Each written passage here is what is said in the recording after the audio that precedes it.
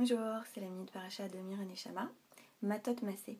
Matot Massé s'ouvre sur un cas qui est assez important pour nous, c'est le cas des Nedarim, le cas des vœux, et plus précisément le fait que les vœux sont très encadrés dans le judaïsme, on doit faire très attention avec les vœux qu'on prend, les engagements qu'on prend.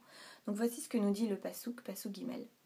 Ish keyeder neder lachem, alors un homme qui prend un vœu vis-à-vis de Dieu, Hishavash vu'a lesor Issar al-Nafsho, ou alors qui va prendre une shvu'a, un serment en gros, pour faire une isura, pour prendre une interdiction sur lui-même, lo yachel dvaro, il va pas pouvoir profaner, le mot il est très fort, c'est chiloul, il va pas pouvoir profaner sa parole, sa propre parole. Pourquoi? Le pasuk nous donne la réponse tout de suite.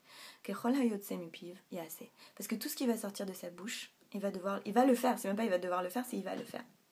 Et là on voit à quel point dans le judaïsme on a compris comme la parole est créatrice, comme la parole crée la réalité. Vous savez qu'on nous dit d'ailleurs dans Bereshit que le monde est créé par la parole.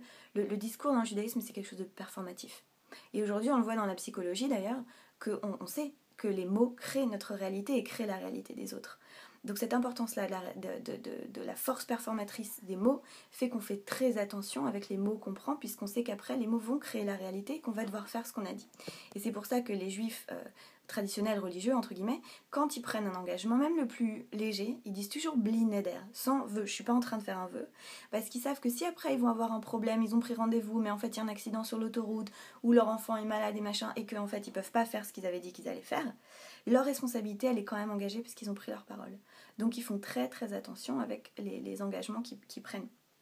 Et le fait de dire bli neder, justement, ça ne veut pas dire qu'on ne veut pas s'engager. Ça veut dire au contraire qu'on prend très très au sérieux les engagements qu'on prend. Et vous savez, dans les sociétés traditionnelles avant, la parole c'était tout. La parole c'était la réputation de quelqu'un, et la réputation de quelqu'un, c'était sa vie sociale en fait. Quelqu'un qui perdait sa réputation, il perdait sa vie sociale, il perdait son statut, il perdait sa parnassa. Il y avait des dommages extrêmes. Et c'est d'ailleurs pour ça que le lashon hara, le mauvais... le mauvais langage, les mauvaises rumeurs, etc., c'est très grave dans le judaïsme parce que justement, on sait à quel point les mots peuvent avoir un impact sur la vie de quelqu'un.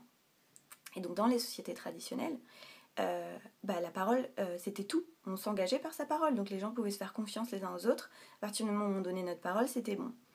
Aujourd'hui, vous aurez remarqué, on vit dans un monde complètement différent. La parole n'a plus aucune valeur. La parole n'a plus aucune valeur, et c'est pour ça qu'on vit dans des sociétés ultra légalistes, dans lesquelles on engage des avocats pour tout, bon, c'est super pour les avocats, hein, mais on doit faire des contrats pour tout, parce qu'en fait on se fait plus confiance les uns aux autres. Et je sais pas si on y pense parfois à ça, mais je trouve ça tellement triste. Je trouve ça tellement triste de se dire que, en fait, réellement, on ne croit plus, on dit des choses, on n'en croit pas un mot, tout le monde le sait, personne n'est dupe, et donc on fait des contrats, et c'est tout. Et l'invitation que je vois là dans la paracha, c'est de nous rappeler à nous, redonne de la valeur à ta parole. Redonne de la valeur à ta parole. Ça a de l'impact. Ça a de l'impact sur les autres autour de toi et même vis-à-vis de toi-même. Quand on s'engage vis-à-vis d'un enfant, par exemple, on dit je t'emmènerai au parc demain et qu'on ne le fait pas. Mais ça a un vrai impact sur l'enfant, sur son rapport au monde, sur son sentiment de se sentir safe, secure dans le monde. Quand on dit à ses amis ah ouais, je vous inviterai Shabbat et qu'on les invite jamais. Ou quand on dit cette fois-ci c'est moi qui reçois. Quand on dit quelque chose et qu'on ne le fait pas, ça a des conséquences pour les autres, pour leur vision du monde, pour leur sentiment d'être au monde, pour leur sentiment dans leur relation avec nous, vous savez. Mais même vis-à-vis de nous-mêmes, quand on se dit à nous-mêmes « Ouais, demain je vais faire du yoga, ouais, ça y est, je vais méditer tous les matins » et qu'on ne le fait pas, après on se fait moins confiance si on ne le fait pas en fait. Ça affecte notre relation à nous-mêmes.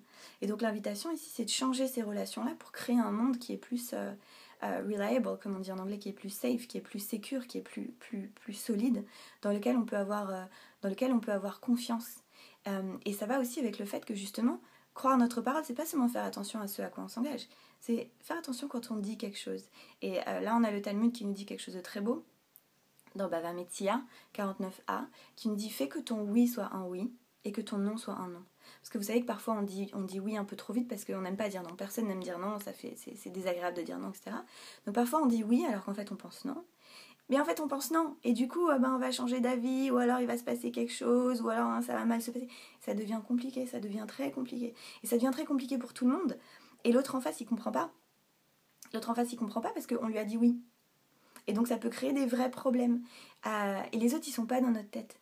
Et donc je pense que l'important là c'est de pouvoir retrouver ça, cette force de notre parole à nous, de savoir que quand on sait vraiment dire non, et d'ailleurs quand on sait vraiment dire non quand il faut dire non, ça veut dire qu'on sait vraiment dire oui quand il faut dire oui. Donc ça veut dire que les autres ils pourront croire à notre oui. Et l'invitation, c'est ça, c'est qu'on puisse vraiment retrouver ça, cette confiance dans les relations. Et vous savez, ça arrive tout le temps. Moi, cette semaine, là, ce matin, là, je devais aller chez une kiné. Elle m'a annulé. C'est la deuxième fois de suite qu'elle m'annule.